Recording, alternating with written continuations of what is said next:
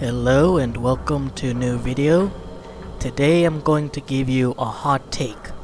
Scorn is actually a cyberpunk game. Now I know what you're thinking. Shouldn't it be considered, given all the organic technology, biopunk? Isn't cyberpunk like rainy nighttime streets scattered with neon Asian letters, strange and rather uncomfortable looking transhumanist technology, and holographic waifus? Well, these are only the aesthetics of biopunk and cyberpunk. They're the visuals that help you recognize a genre, but they are not the sum total of the genre, or even the most important part. The core of cyberpunk can be summed up as high-tech, low-life. Or, in long form, the idea that technology continues to progress while society and politics and economics remain stagnant or even becomes worse. Now, cyberpunk is sort of a response to a lot of the utopian, starry-eyed depictions of the future, or even the Hobbesian notion that mankind is always brutish and awful, but society can civilize him. We can be made better through our technology. One key advancement in technology that's frequently depicted in cyberpunk is transhumanism, the idea that we can use science and technology to improve upon the human condition. The caveat is that this transhumanist technology is being sold by mega corporations who, quite frankly, don't give a shit about us. Rather than freeing us from the pitfalls of human evolution, it's instead more used to make us more efficient workers, make us better drones, and make us better at making them more money. It is a dark version of transhumanism that cares not for the well-being of the augmented, and unfortunately, given the trend of politicians writing laws, or more accurately lobbyists writing laws for politicians who have no idea how technology or this current era works, it's probably what we're going to end up with.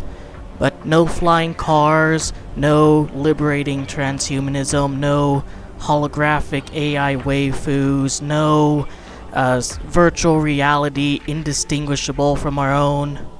But goddamn, are our corporate masters sassy on Twitter. But what does this have to do with Scorn?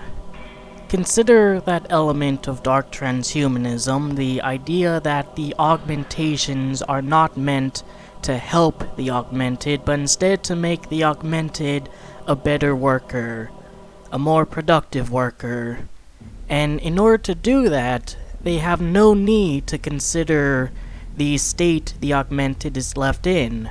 Permanent upgrades can be put into that person that are not comfortable, that would not allow for a prosperous life after the shift is done.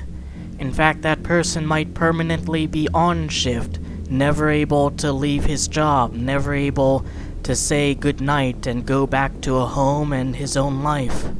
We have seen that in Scorn. We've seen machines embedded deep into their skin and the palms of their hands, never to be taken off. We've seen individuals whose entire bodies have been hollowed out so that they can contain some strange creature.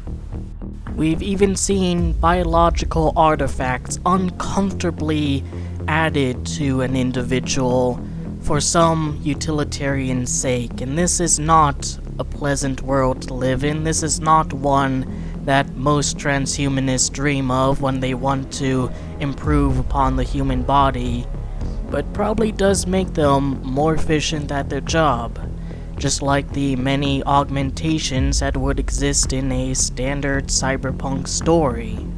We don't know what the overall goal in Scorn society is, if there's any Scorn companies with Scorn CEOs keeping track of Scorn stocks.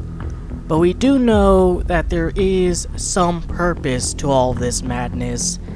This entire facility we've seen in the demo and the gameplay trailers seems like it's meant for something, and whatever that is, it is not meant to benefit everyone in that society. Technology has certainly come a long way in the Scorn world, and in many ways it's even better than what we have right now in our own. But that has come at the cost of what you might consider the humanity of these strange denizens of this strange planet. Just as it often comes at the cost of the humanity of the characters in standard cyberpunk fiction. Yes, the aesthetics are very different. You won't see the sort of Geekerian organic structures in something like Neuromancer or Blade Runner or Cyberpunk 2077. But the core of Cyberpunk, high-tech, low-life, better technology does not lead to a better tomorrow, remains as true in Scorn as in the greats of cyberpunk fiction. And that is why I consider Scorn, in essence, to be a work of cyberpunk fiction. And if all that doesn't convince you, well, there is neon lights in Scorn, so, but in all seriousness, I do hope that this video has convinced some of you. I hope you've enjoyed the video, that I gave you something to think about and otherwise entertained you. Take care.